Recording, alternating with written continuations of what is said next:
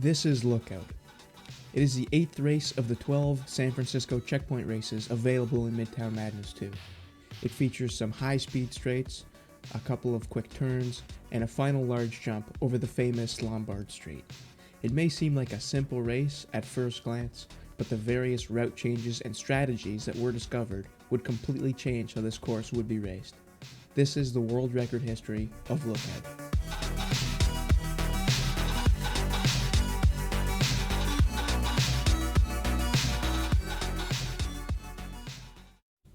Before we get into the race itself, we should take a quick look at Midtown Madness 2 in general. It has been out since the year 2000, but it hasn't seen a big speedrunning focus until fairly recently.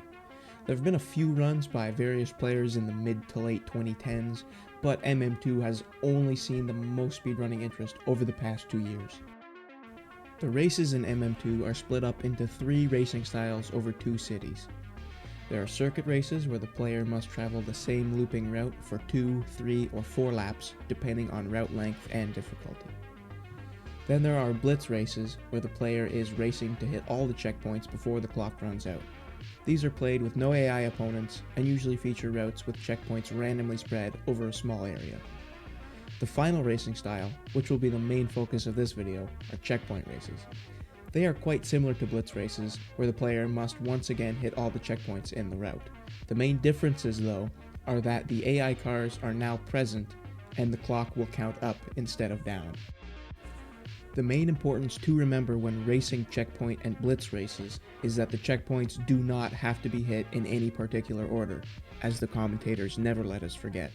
This race has only one rule: hit all the checkpoints in any order. Everything else can be done as the driver wishes. Object for these competitors is to hit all the checkpoints as fast as they can and in no particular order. Then it's off to the finish line. There may be a clearly laid out path to take, but technically, even a simple race like Top of the Morning, the first London checkpoint race, could be driven like a crazy person. However, the only stipulation with checkpoint races is that the final checkpoint, the finish line, will only become available to hit after all the previous checkpoints have been cleared. The main vehicle that is used for speedrunning MM2 is the Panos GTR1. It is easily the fastest car in the game, vastly outperforming cars like the Audi TT and the Aston Martin Vantage. The fast acceleration and the insane top speed make the GTR1 the only choice for setting world records.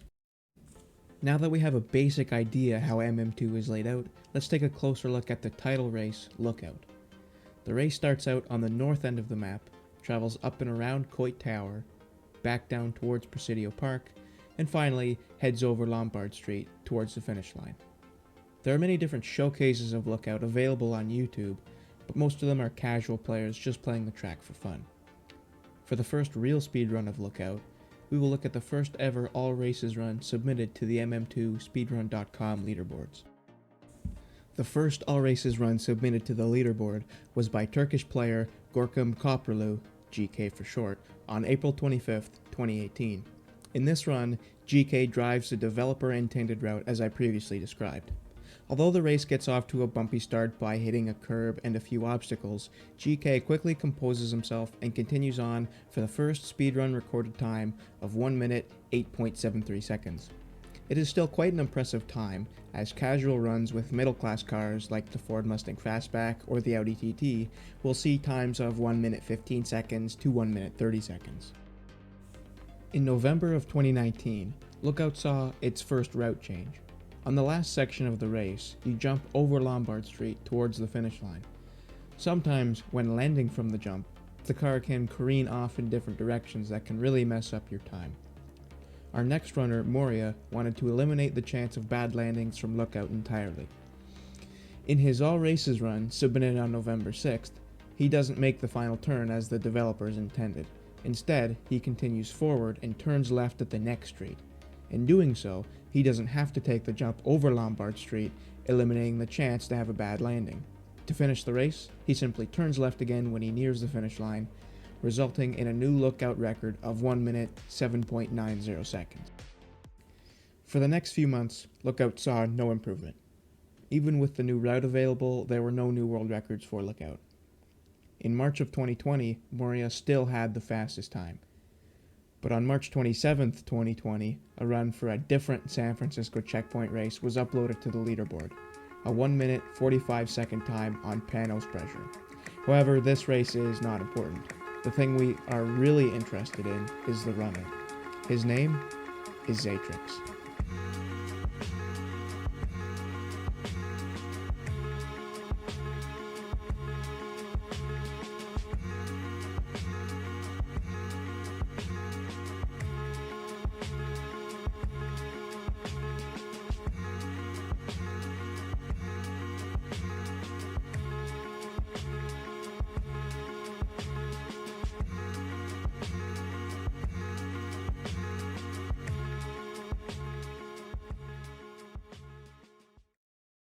Midtown Madness 2 has never seen a player like Zatrix before. I consider him to be the best MM2 player in the world. He currently has the world record in all races at a mind-blowing sub 1 hour 17 minute time. He also boasts world records in all checkpoint races, all London races, and the pre-existing player records of all crash courses and all blitz races. But the craziest thing of all is that Zatrix currently holds 56 of the 90 individual level race world records. The other top runners, Niliki, the Ottoman Empire, and myself, only have 33 IL world records between the three of us. This just shows the insane skill and precision that Zatrix has, and he is about to demonstrate that skill on Lookout. One of Zatrix's first demonstrations comes with the first Lookout IL submission on April 29th of 2020. It not only features the next world record improvement of Lookout, but he completely changes the way that it will be raced in the future. Remember earlier when I said that the checkpoints in a checkpoint race could be hit in any order? Zatrix decided to use this feature to its fullest potential. When the countdown finished at the beginning of the race, he didn't drive forward like you normally would. Instead, he did this.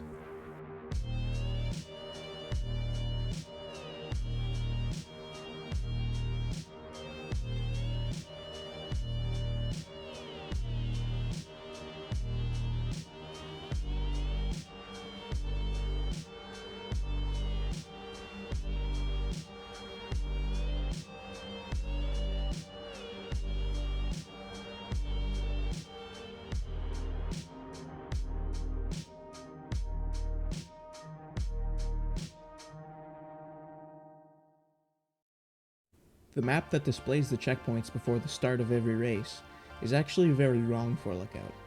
The checkpoints that are displayed on the map are too great in number, with some even being in the wrong position. Given this fact, Zatrix turns around at the start of the race to get the lone checkpoint by Presidio Park, then heads towards Coit Tower to collect the rest of the checkpoints. When Zatrix hits the last checkpoint at the peak of the 180-degree turn, the finish line is only a short distance away across a small patch of grass. This drastically changed route resulted in a huge new world record and the first sub-minute time on Lookout of 50.67. This new route opened up huge new opportunities for world records in Lookout. The intense battle that would follow over the coming months would show the incredible skill and talent of the MM2 runners. Fast forward a few months to June 5th, 2020. This date marked my arrival to MM2 speedrunning. I had played Midtown Madness 2 since I was a kid, but I had only discovered speedrunning recently when a video about Mario Kart 64 speedrunning by famous runner Summoning Salt appeared in my YouTube recommendations one day. Since MM2 had been such a large part of my childhood, I decided to try speedrunning it. I managed to snag a few world records pretty early on in my speedrunning career on some shorter checkpoint and crash course races. After a couple months of practice, I had gotten fairly good at some of the speedrunning techniques and decided to tackle some longer races. After a few days of grinding one week in the middle of October, I managed to pick up the Lookout world record with the first sub 50-second time. In the run, I got off to a slightly quicker start than Zatrix's 50.67 by reducing the amount of braking I did around the early corners. I also had a different strategy when I got to the 180-degree turn. Instead of running into the wall at an angle and driving against the wall like Zatrix did, I hit the spacebar to apply the handbrake briefly and press the right arrow key at the same time. This spun the GTR1 quickly around, so the rear end of the car hit the wall instead of the front corner. If done properly, the GTR1 can be propelled forward quite fast. I continued to the finish line for a new world record of 49.32. Before I show the next world record improvement, we must go back in time a few months to August 25th, 2020. On this day, the biggest discovery in Midtown Madness 2 speedrunning would be found. It would forever change the way that we would play the game. Previous world records that were almost impossible to improve could now be beaten with ease. What was found, and I am naming it as I write this script, was the FST, the fast shifting technique. I discovered this technique almost by accident while trying to improve the world record on London's Calling, the first London Blitz race. In a normal shifting pattern, you would simply shift gear as your car approached the top speed for each gear. But while attempting to beat the aforementioned race in a time under 10.70, the current world record at the time, and fiddling with the shifting, I found that the car will get up to speed faster by completely skipping second gear and going straight into third. All it required was a quick double tap of the shift up key. After I discovered this, I managed to pick up 5 new IL world records that same day. The FST is now commonplace among all runs, and any new world records will be almost impossible to get without it. In the following clip, you can see the difference in acceleration between a run with the FST and a run without the FST.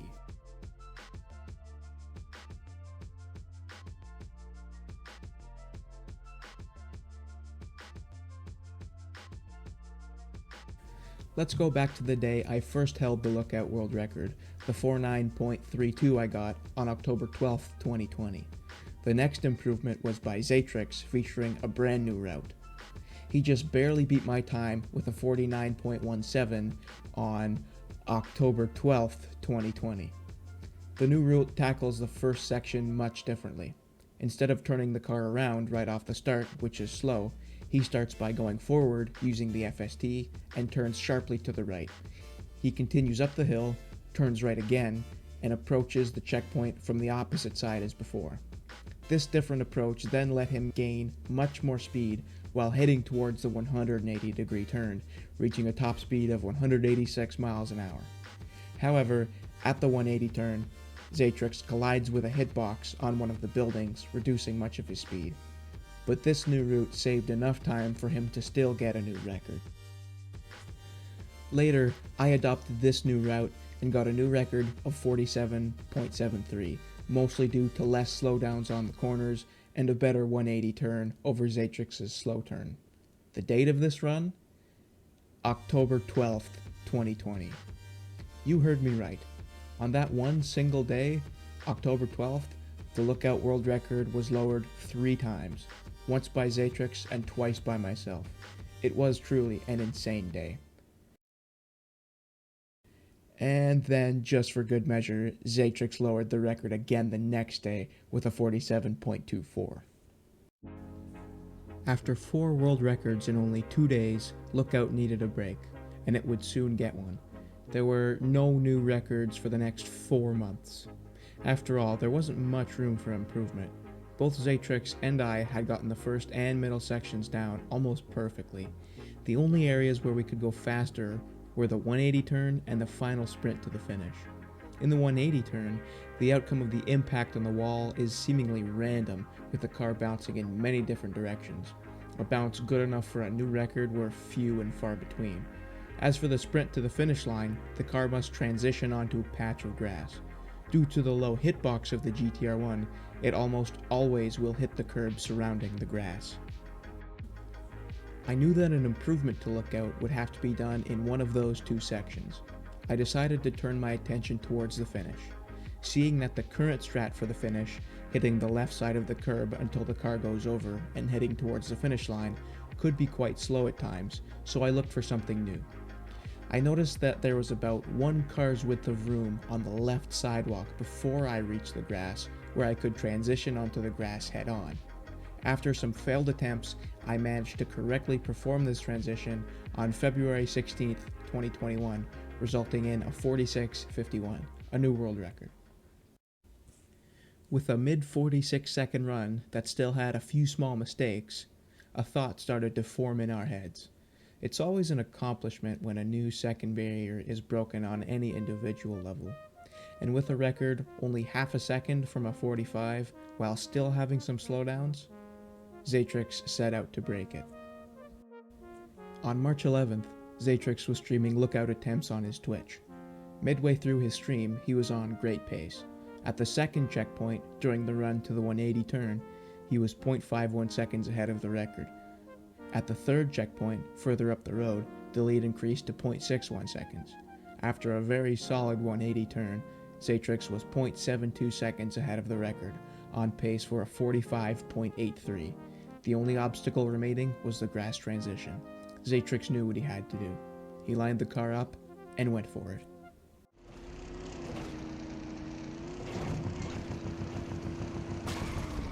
Ja.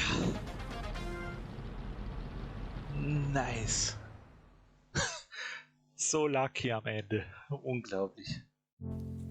Unfortunately, the GTR-1 had a bad collision with some of the obstacles on the curb, causing it to spin out slightly. This lost him just enough time to miss out on a 45. However, Zatrix quickly composed himself and hit the finish in a world record time of 46.40. A 45-second time would just have to wait.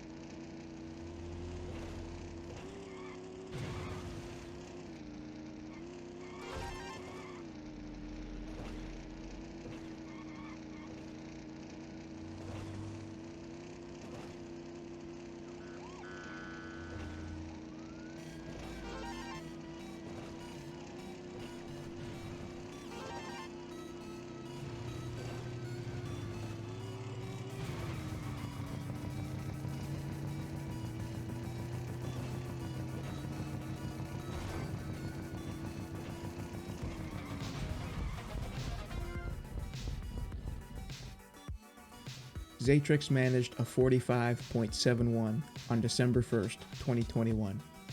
But the 180 turn and the finish section were still not quite done optimally. Taking these into account, with some faster checkpoint times managed in failed runs, a 44-second time would be possible. It would require an expertly performed 180 turn, a finish transition with as little speed lost as possible, and some fast corners early on. Lookout has certainly seen its fair share of craziness, from many different route changes to the absolute insanity that was October 12th. As I said before, a 44-minute time is definitely possible with a near perfectly executed run. I am positive that will come eventually. It could be from Zatrix, it could be from myself, or who knows, maybe someone watching this video will feel inspired to start speedrunning Midtown Madness 2 and get that 44. Only time will tell. Thanks for watching.